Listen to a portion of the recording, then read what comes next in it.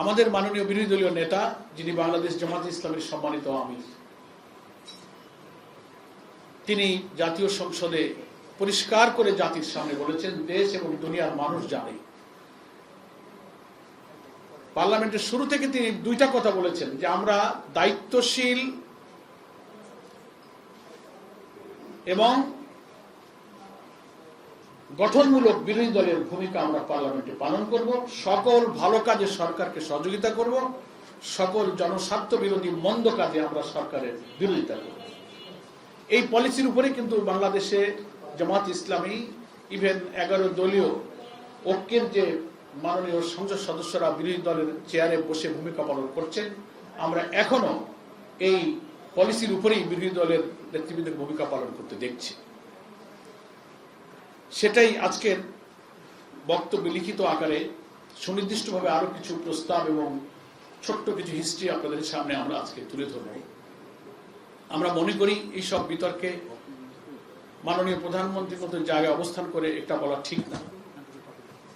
আমাদের মাননীয় বিরোধী দলীয় নেতা জামাত ইসলামের আমির, প্রধানমন্ত্রী হয়তো বলছেন উনি শার্টের হাতা গুছায় কেটস পরে নামেন, আমাদের আমিরের জামাত তো আর শার্ট পরেন না, উনি পাঞ্জাবি পরেন। তো পাঞ্জাবির হাতা গোটায় উনিও কিন্তু মাঠে নেমেছেন, দেশপ্রেম জাতি গঠনের জন্য উনিও মাঠে নামছেন, কাজ শুরু করেছেন। সুনির্দিষ্ট প্রস্তাব পার্লামেন্টারি কমিটি, জাতীয় সংসদের ফ্লোরে, বাইরে আমাদের গঠনমূলক প্রস্তাব এবং ভূমিকার কথা উনি বলছেন। আর 17 বছর যাদেরকে আপনি খুঁজে পাননি, কি করে খুঁজে পাবেন? আপনার অনেক নেতা মন্ত্রীরা খুঁজে পায় না, কারণ আন্দোলনের দৃশ্য ওনারা তো টেলিভিশনে বসে দেখেছেন, ফিল্ডে ছিলেন না। যিনি বলেন আর যারা বলেন তারা তো মাঠ থেকে দেখেননি, তারা বসে বসে ঘরে ভিডিও আর টিভি অনলাইন দেখেছেন। আর 17টা বছর আমাদের আমিরের জামাত সহ জামাতের শত শত নেতা কর্মী যে জেল খাটলেন, প্রত্যেকটি কর্মসূচির সামনে গুলির মুখে বুক পেতে রাজপথে আহত হলেন। ইভেন অত্যাচারী শাসকের বিরুদ্ধে জোটবদ্ধ আন্দোলনে যখন বিএনপি জামাত যুগপৎ, কখনো জোটে আমরা একসাথে কর্মসূচি দিয়েছি ফ্যাসিবাদের বিরুদ্ধে, একই জায়গায় একই ভেন্যুতে ঘোষিত কর্মসূচিতে শরিক দল হিসেবে তারা আসেনি, জামাত শিবিরের লোকেরা গিয়ে সেখানে জীবন দিয়েছে। এত লোককে ফাঁসিতে ঝুলিয়ে হত্যা করা হলো, কারাগারে নিহত হলো, জেলখানায় হাজার হাজার লোক মিটিং মিছিল, জুলাইয়ের গণ অভ্যুত্থানে প্রকাশ্যে আমাদের এত ভূমিকা জাতি দেশ বিদেশ মিডিয়া দেখলেন, ওনারা দেখতে পেলেন না। প্রধানমন্ত্রীর মুখ থেকে নতুন করে একটা গুপ্ত শব্দ লন্ডন থেকে এসে এখানে আবার হাজির হইল।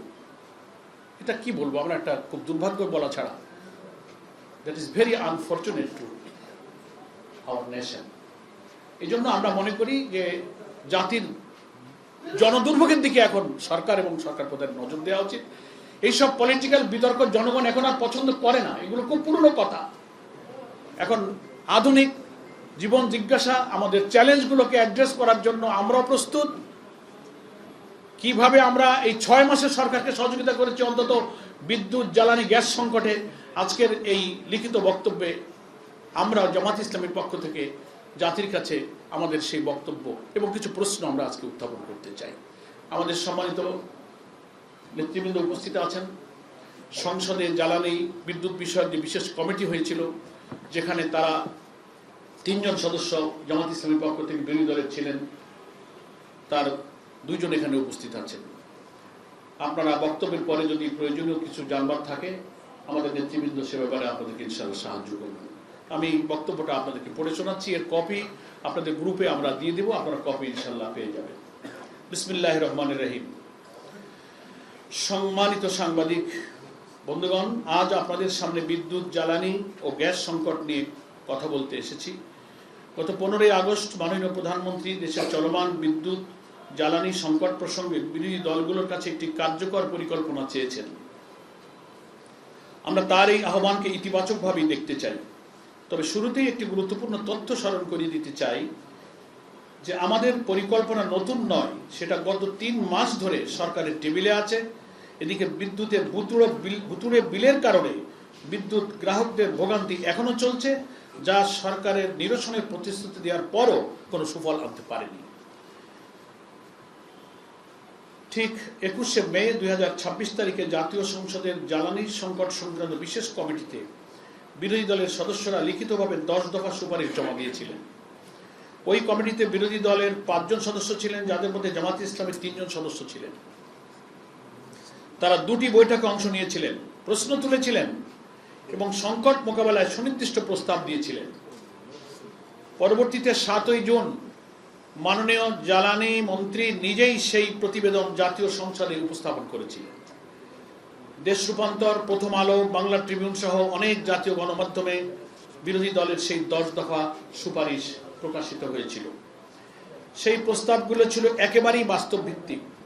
দেশীয় গ্যাস উৎপাদন বাড়াতে বিদ্যমান কূপে ওয়ার্ক ওভার, ভোলা, জামালপুর ও জকিগঞ্জের গ্যাসকে জাতীয় ব্যবস্থার সঙ্গে যুক্ত করার উদ্যোগ, স্থলভাগ ও সমুদ্রভাগে অনুসন্ধান জোরদার, স্থাপিত এসপিএম দ্রুত চালু করা, ডিপো থেকে গ্রাহক পর্যন্ত ডিজিটাল মনিটরিং কার্যকর, নেট মিটারিংয়ের মাধ্যমে রুফটপ সোলার সম্প্রসারণ এবং ভবিষ্যৎ বিদ্যুৎ ও জ্বালানি চাহিদা নিরূপণে রাজনৈতিক প্রভাবমুক্ত স্বাধীন বিশেষজ্ঞদের সম্পৃক্ত করা।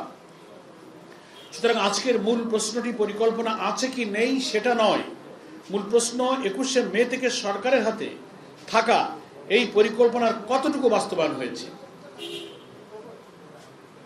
কোন সুপারিশে কাজ শুরু হয়েছে এবং কোনগুলো এখনো কাগজেই পড়ে আছে। আজ আমাদের সেই প্রশ্নগুলোর উত্তর চাই এবং একই সঙ্গে দেখাতে চাই দেশের এই সংকট মোকাবেলায় বিরোধী দল শুধু সমালোচনা করেনি, বরং সময় মতো দায়িত্বশীল ও বাস্তবসম্মত বিকল্প প্রস্তাবও দিয়েছে। বিগত 14 আগস্ট 2026 বাংলাদেশ জামায়াতে ইসলামের আমির ও জাতীয় সংসদের বিরোধী দলীয় নেতা ডক্টর শফিকুর রহমান এমপি এই সংকট নিরসনের জন্য জাতীয় সংসদের জরুরি বিশেষ অধিবেশন আহ্বান করতে মহামান্য রাষ্ট্রপতির কাছে চিঠি দিয়েছেন, যার কপি মাননীয় প্রধানমন্ত্রীর কার্যালয়েও দেওয়া হয়েছে। 3 মাস আগে যে পরিকল্পনা দেওয়া হয়েছিল তার অগ্রগতি কতটুকু হয়েছে প্রধানমন্ত্রী পক্ষ থেকে পরিষ্কার করতে হবে। এই সংকট সমাধানের লক্ষ্যে বিরোধী দলীয় নেতার পক্ষ থেকে যে জরুরি অধিবেশন আহ্বানের দাবি জানানো হলো তারও এখনো কোনো আশানুরূপ সাড়া পাওয়া যায়নি। আমাদের প্রথম কথা, আমাদের পরিকল্পনা নতুন নয়। প্রায় 3 মাস ধরে সরকারের কাছেই আছে। মাননীয় প্রধানমন্ত্রী বিরোধী দলকে পরিকল্পনা নিয়ে জনগণের সামনে আসতে বলেছিলেন। আমরা বিনয়ের সঙ্গে স্মরণ করে দিতে চাই, জ্বালানি সংকট মোকাবেলায় জাতীয় সংসদে গঠিত বিশেষ কমিটিতে বিরোধী দলের সদস্যরা 21শে মে 2026 তারিখেই লিখিতভাবে 10 দফা সুপারিশ জমা দিয়েছিলেন। সরকারি ও বিরোধী দলের 5 জন করে সদস্য নিয়ে ওই বিশেষ কমিটি গঠন করা হয়েছিল। 7 জুন সেই প্রতিবেদন জাতীয় সংসদে উপস্থাপিত হয়েছিল। কমিটির নিজস্ব 12 দফার পাশাপাশি বিরোধী দলের 10 দফা সুপারিশও প্রতিবেদনের সঙ্গে অন্তর্ভুক্ত ছিল। অর্থাৎ আমাদের পরিকল্পনা কোনো গোপন দলিল নয়, এটা সংসদের নথিতে লিপিবদ্ধ আছে, সংরক্ষিত আছে, সংবাদ মাধ্যমেও তা প্রকাশিত হয়েছে। ইতিপূর্বে গত 8ই আগস্ট জামাত ইসলামীর পক্ষ থেকে সংবাদ সম্মেলনের মাধ্যমে বিদ্যমান সংকট নিরসনে সুনির্দিষ্ট প্রস্তাব সম্বলিত বক্তব্য আমরা পেশ করেছিলাম। সেই 10 দফায় আমরা কি বলেছিলাম? আমরা বলেছিলাম দেশীয় গ্যাস উৎপাদন বাড়াতে হবে, দ্রুত ফলদায়ক কূপগুলোতে ওয়ার্ক ওভার করতে হবে, ভোলা, জামালপুর, জকিগঞ্জের গ্যাস অবকাঠামো উন্নত করতে হবে, স্থল ও সমুদ্রভাগে নতুন অনুসন্ধান বাড়াতে হবে, বাপেক্সের সক্ষমতা শক্তিশালী করতে হবে। আমরা সিঙ্গেল পয়েন্ট মোরিং দ্রুত কার্যকর করার কথা বলছি, জ্বালানি সরবরাহ ব্যবস্থায় ডিজিটাল পর্যবেক্ষণের কথা বলছি, সৌর বিদ্যুৎ বাড়ানোর কথা বলেছি, ভবিষ্যতের বিদ্যুৎ ও জ্বালানি চাহিদা নির্ধারণে রাজনৈতিক প্রভাবমুক্ত স্বাধীন বিশেষজ্ঞদের দিয়ে সমীক্ষার প্রস্তাব আমরা দিয়েছি। তাই আজ আমাদের প্রশ্ন খুবই সহজ। পরিকল্পনা যখন 21শে মে থেকে সরকারের কাছে আছে, তাহলে গত প্রায় 3 মাসে সেই পরিকল্পনার কোনটি বাস্তবায়িত হয়েছে, কোনটির কাজ শুরু হয়েছে, কোনটি গ্রহণ করা হয়নি, আর গ্রহণ করা না হলে কেন হয়নি? আমরা নতুন কোনো কাগজ জমা দেওয়ার প্রতিযোগিতা চাই না, আমরা ইতিমধ্যে জমা দেওয়া পরিকল্পনার বাস্তবায়ন দেখতে চাই। দ্বিতীয় কথা, সাংবাদিক বন্ধুগণ, হারিকেনের সামনে ফ্যান চলার ছবি দিয়ে দেশের জ্বালানি সংকটের বাস্তবতাকে খণ্ডন করা যায় না। মাননীয় প্রধানমন্ত্রী একটি প্রতিবেদনের ছবি দিয়ে কথা বলেছেন, সামনে হারিকেন, পেছনে ফ্যান। এটিকে তিনি হটকারিতার উদাহরণ হিসেবে উল্লেখ করেছেন। আমরা মনে করি একটি নির্দিষ্ট মুহূর্তে একটি জায়গায় ফ্যান চলছিল কি চলছিল না এটি দেশের গ্যাস ও বিদ্যুৎ পরিস্থিতি মূল্যায়নের কোনো মানদণ্ড হতে পারে না। হারিকেন একটি রাজনৈতিক প্রতিবাদের প্রতীক হতে পারে, তার জবাব হওয়া উচিত তথ্য দিয়ে। দেশের গ্যাসের চাহিদা ও সরবরাহের মধ্যে বড় ব্যবধান আছে। জুলাইয়ে একটি এফএসআরইউ বন্ধ হওয়ার পর দৈনিক 450 মিলিয়ন ঘনফুট গ্যাস সরবরাহ কমে যাওয়ার তথ্য প্রকাশিত হয়েছে।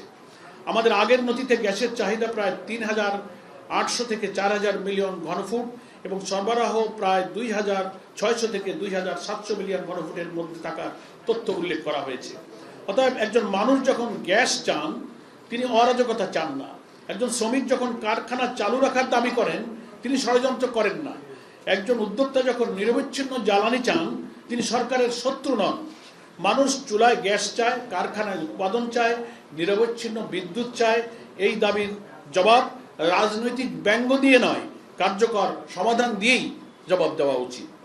তৃতীয় কথা, এফএসআরইউ প্রয়োজন হতে পারে, কিন্তু শুধু একটি নতুন এফএসআরইউ দিয়ে গ্যাস সংকটের সমাধান হবে না। নতুন এফএসআরইউ নির্মাণের বিরোধিতা করছি না। দেশের জ্বালানি নিরাপত্তার জন্য প্রয়োজন হলে আমদানিকৃত এলএনজি গ্রহণের সক্ষমতা বাড়াতে হবে, কিন্তু একটি মৌলিক সত্য জনগণকে বলতে হবে, এফএসআরইউ নিজে গ্যাস উৎপাদন করে না। এফএসআরইউ চালাতে এলএনজি আমদানি করতে হবে। সেই এলএনজি কিনতে বৈদেশিক মুদ্রার প্রয়োজন। এলএনজি পুনরায় গ্যাসে রূপান্তর করার পর সেটি জাতীয় গ্রিডে পাঠাতে পর্যাপ্ত পাইপলাইন প্রয়োজন। আরেকটি বড় প্রশ্ন হচ্ছে অর্থের। 2025-26 অর্থ বছরে এলএনজি আমদানিতে প্রায় 59,000 কোটি টাকা ব্যয় এবং প্রায় 14,600 কোটি টাকার সরকারি ভর্তুকির তথ্য প্রকাশিত হয়েছে। সুতরাং তৃতীয় এফএসআরইউ নির্মাণ করুন, প্রয়োজন হলে আমরা সমর্থন করব। কিন্তু একই সঙ্গে বলতে হবে এলএনজি কোথা থেকে আসবে, কত দামে আসবে, দীর্ঘমেয়াদী সরবরাহ চুক্তি কি হবে, পাইপলাইন কখন হবে, দেশীয় গ্যাস উৎপাদন কত বাড়বে। এই প্রশ্নগুলোর উত্তর ছাড়া শুধু একটি নতুন ভাসমান টার্মিনালকে পুরো সংকটের সমাধান হিসেবে দেখা বাস্তবসম্মত হবে না। সাংবাদিক বন্ধুগণ, আমাদের চতুর্থ কথা হচ্ছে আমরা বলছি 90 দিনে কি করা সম্ভব। আমরা জনগণকে অবাস্তব প্রতিশ্রুতি দিতে চাই না। 3 মাসে সমুদ্রের নতুন গ্যাস অনুসন্ধানের ফল পাওয়া সম্ভব নয়। 3 মাসে একটা বড় নতুন পাইপলাইন নির্মাণ সম্ভব নয়। 3 মাসে ইস্টার্ন রিফাইনারি 2 সম্পূর্ণ বাস্তবায়নও সম্ভব নয়। যে এসবের প্রতিশ্রুতি দিক না কেন সেটা বাস্তবতার সঙ্গে সামঞ্জস্যপূর্ণ হবে না। আমাদের নিজস্ব পরিকল্পনাতেও এই সীমাবদ্ধতা স্পষ্টভাবে স্বীকার করা হয়েছে। কিন্তু 90 দিনে অন্তত 6টি দৃশ্যমান কাজ করা সম্ভব। 1. দ্রুত ফলদায়ক গ্যাস কূপে ওয়ার্কওভার। প্রথম 15 দিনের মধ্যে পেট্রোবাংলা ও বাপেক্স দ্রুত ফলদায়ক ওয়ার্কওভারযোগ্য কূপের অগ্রাধিকার তালিকা প্রকাশ করুক। 30 দিনের মধ্যে প্রয়োজনীয় অনুমোদন শেষ করা হোক। 90 দিনের মধ্যে প্রথম কয়েকটি কূপের কাজ সম্পন্ন না হলেও শুরু করে অন্তত জনগণকে জানানো হোক যে কত মিলিয়ন ঘনফুট নতুন গ্যাস জাতীয় গ্রিডে যুক্ত হওয়ার সম্ভাবনা দেখা দিল। 2. বন্ধ ও কম উৎপাদনশীল কূপের হিসাব প্রকাশ। দেশে কতটি কূপ কারিগরি সমস্যায় বন্ধ আছে, কোনটি সংস্কার করলে আবার উৎপাদনে আনা যাবে, 30 দিনের মধ্যে তার পূর্ণ তালিকা প্রকাশ করা হোক। এগুলো জনগণের সম্পদ, জনগণের সেই হিসাব জানার অধিকার আছে। 3. ভোলার গ্যাস ব্যবহারে অন্তর্বর্তী ব্যবস্থা বাড়ানো। ভোলায় গ্যাস রয়েছে কিন্তু মূল ভূখণ্ডে আনার প্রয়োজনীয় স্থায়ী পাইপলাইন নেই। পাইপলাইন 3 মাসে হবে না, কিন্তু সিএনজি বা এলএনজি আকারে পরিবহনের বিদ্যমান ব্যবস্থা আরও কার্যকর ও বিস্তৃত করা যায়। এটি স্থায়ী সমাধান নয়, কিন্তু সংকটের সময় একটি অন্তর্বর্তীকালীন সেতু হতে পারে। 4. সিস্টেম লস ও অবৈধ গ্যাস সংযোগের বিরুদ্ধে দৃশ্যমান ব্যবস্থা। প্রতিটি বিতরণ কোম্পানির জন্য 90 দিনের লক্ষ্য নির্ধারণ করা হোক। প্রতিটি সপ্তাহে কতটি অবৈধ সংযোগ বিচ্ছিন্ন করা হলো, কত গ্যাস সাশ্রয় হলো সেই তথ্য প্রকাশ করা হোক। 5. গ্যাস বন্টনের প্রকাশ্য সময়সূচি। ঘাটতি যদি থাকে সেটি লুকিয়ে রাখার প্রয়োজন নেই। কোন সময় কোন খাতে গ্যাস পাবে, শিল্প, বিদ্যুৎ, সার ও আবাসিক খাতের জন্য যতটা সম্ভব পূর্ব ঘোষিত সময়সূচি প্রকাশ করা হোক। একজন গৃহিণী যেন জানতে পারে যে কখন তার চুলা জ্বলবে, একজন শিল্পোদ্যোক্তা যেন জানতে পারে কখন তার উৎপাদনের পরিকল্পনা করবেন। 6.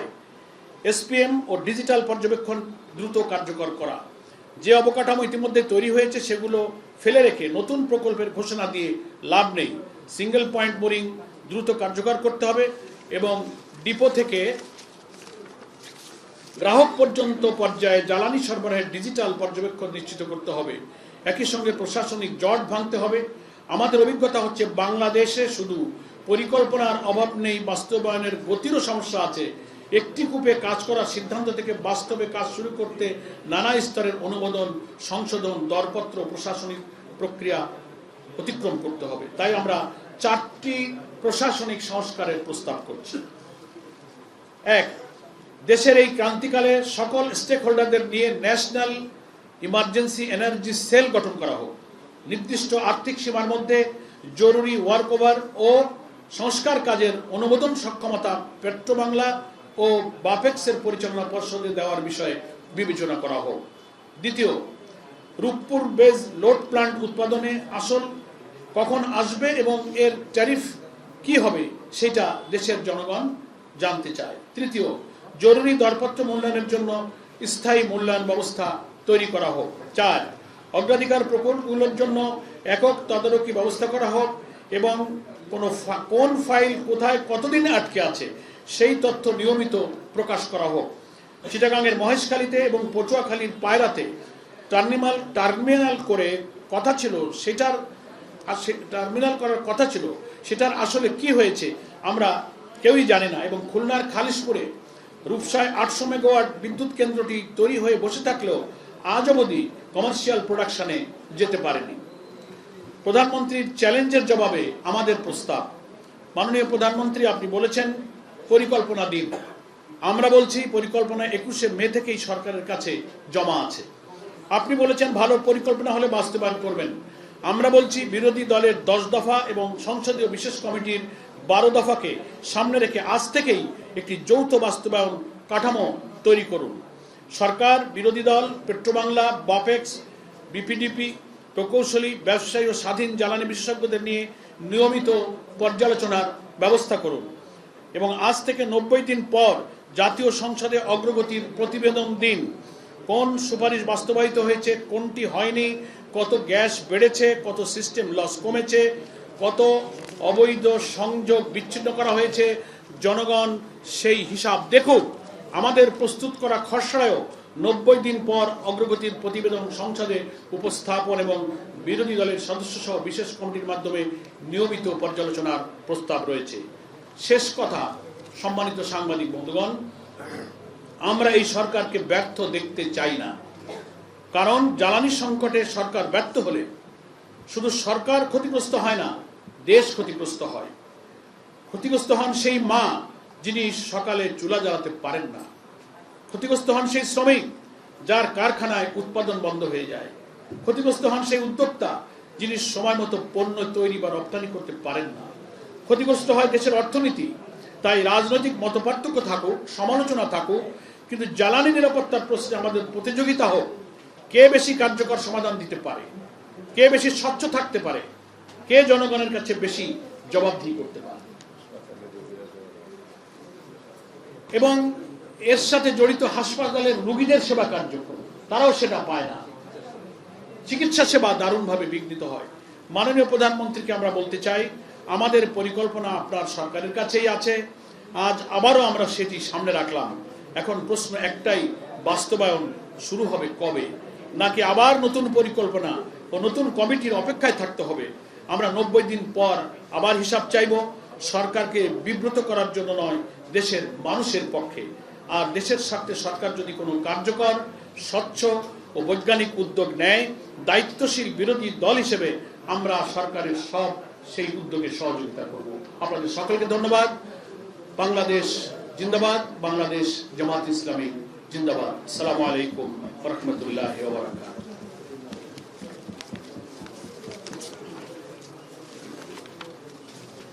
আমাদের বক্তব্য যেহেতু খুব লিখিত এবং পরিষ্কার, প্রশ্নটা অনেকটা এর মধ্যে। আমার নাম হচ্ছে মাজহারুল ইসলাম, কাজ করি হচ্ছে স্টাইল। সেটা হচ্ছে আপনারা আপনাদের প্রস্তাবগুলো দিলেন, কিন্তু সরকারের অর্থনীতি আজকে বলেছেন যে যত প্রস্তাবই হোক বা এটা 2 দিন, 3 দিন বা 6 মাসে করা সম্ভব না, 2 বছরের আগে জ্বালানি সংকট মোকাবিলা করা সম্ভব না। প্রধানমন্ত্রী আজকে আবার বিকেলে বলেছেন যে বিরোধী দল মূলত সরকার জনগণকে বিভ্রান্ত করছে এইসব বিষয়ে। এই বিষয়টা যদি আপনাদের আমি একটু সম্পূর্ণ বলি, প্রধানমন্ত্রী একটা আগে শেষ করে নি। এটারই না না না, এটারই সম্পূর্ণ একটু শেষ করে বাবা, ভুলে যাবো, দাঁড়াও তুমি। এটারই সম্পূর্ণ প্রধানমন্ত্রী বলেছেন যে 10 বছর মেয়াদী জ্বালানি পরিকল্পনা তারা জানাবেন আগামী সংসদ নির্বাচনে। সেই বিষয়ে আচ্ছা ধরো একই কথা, শেষেরটা দিয়ে আগে শুরু করি। 10 বছর লাগবে, এক একটা সরকারের মেয়াদ থাকে 5 বছর, এটা মাননীয় প্রধানমন্ত্রী জানেন। আমরা তো এখানে 90 দিনে 3 মাসে অন্তত কতটুকু করে জাতির কাছে পরিষ্কার করা যায় তা তো প্রস্তাব দিলাম। আমরা বলছি না যে আপনি শতভাগ সংকট সমাধান করে দেন 90 দিনে। তো আপনি 10 বছর 20 বছরে মহাপরিকল্পনা, অর্থমন্ত্রী বলছেন এত, বিদ্যুৎ মন্ত্রী বলছেন 40-45 হাজার কোটি টাকা লাগবে। তো এত অভাবের কথা আপনি জনগণের কাছে বলেন কেন? বাজেট পাস করে দিয়েছে পার্লামেন্ট, হাজার হাজার কোটি টাকা আছে, কোন দিক থেকে কত যাচ্ছে আপনি টাকা দেন। বাংলাদেশের মধ্যে এত ইমার্জেন্সি খাতে এই টাকার অজুহাত, 10 বছরের অজুহাত, এটা জনগণ কিভাবে নিচ্ছে? আপনি জনগণের নাক টের পাচ্ছেন না? আমি মনে করি যে এই সমস্ত মেয়াদ দিয়ে জনগণকে শান্ত করা যাবে না। ইমার্জেন্সি বেসিস যে কোনো সরকার যদি আন্তরিক হয় জনগণের জন্য, জনদুর্ভোগ দূর করার জন্য অনেক পদক্ষেপ নিতে পারে। চুরি বন্ধ করতে পারে, ভুতুরে বিল বন্ধ করতে পারে, এই যে বিদ্যুৎ কেন্দ্রগুলোতে যে capacity charge, rental, quick power plant সহ হাজার হাজার কোটি টাকা রন্দে রন্দে হয়েছে, এই জায়গাগুলো বন্ধ করুন। সিন্ডিকেট করে করে লুটপাটের মার্কেট তো খুলে রেখেছেন সরকার, এগুলো বন্ধ করেন, দেখেন কত হাজার কোটি টাকা সেভ হয়। সেদিকে নজর নাই। এখন বিরোধী দলের আন্দোলন, গণভোটের গণরায় কার্যকর করো, এইগুলোর তো কোনো উপায় নেই। বিভ্রান্তি আমরা, বিভ্রান্তি ওনারা, এটা যে দুর্ভোগকে ঢাকতে চান, ব্যর্থতাকে ঢাকতে চান। ফার্স্ট প্রশ্ন তুমি কি বলছিলে মাঝার, তোমার পরে হচ্ছে যে একটা আপনারা তো বিভ্রান্তর কথা বললেন, আরেকটা হচ্ছে যে 6 মাসের যেটা, যে 2 বছরের আগে ও যেটা বললো সরকার প্রধান এবং অর্থমন্ত্রীর কথার মধ্যে এক ধরনের ইয়া দেখা যায়। উনাদের কথার মধ্যেই তো বিল নাই। 6 বছর, আরেকজন কইছে প্রায় 20 বছর লাগবে মহাপরিকল্পনা। তা আমার মানে ওনারা আগে সালিশটা মিটাক, এই সালিশ নিজেরা করে জাতির কাছে একসাথে বলুন। আমরা যেমন আমাদের পার্লামেন্টারি পার্টি এবং জামাত ইসলামী একটা কম্বাইন্ড প্ল্যান আপনাদের কাছে পেশ করেছি। ওনাদের সক্ষমতা থাকলে এই ব্যাপারে জাতির কাছে বলুন যে না, আমাদের এই নানান ইস্যুতে কেউ কয় 10, কেউ কয় 2, কেউ কয় 20, কেউ কয় টাকা নেই। একটা কথা আসে জাতির কাছে বলেন, জাতি মায়েরা সকালে রান্না করতে চায়, কারখানার চাকা চালাতে চায়, হাসপাতালের সেবা চায়, উৎপাদন চায়, রপ্তানি চায়, এগুলো চায়। ওইসব টাকা আর নেই। হাজার হাজার কোটি টাকা বাজেট পাস হয়ে গেছে, এখন খরচ করে, কোথায় খরচ করবে? এটা হচ্ছে, আমরা বুঝি তো, ব্যর্থ সরকারগুলো সবসময় দুর্ভোগের কথাটা চেপে নিজের গণবিচ্ছিন্নতাকে বাঁচানোর জন্য এক একটা নন ইস্যুকে সামনে এনে বিরোধী দলের উপর সব চাপ।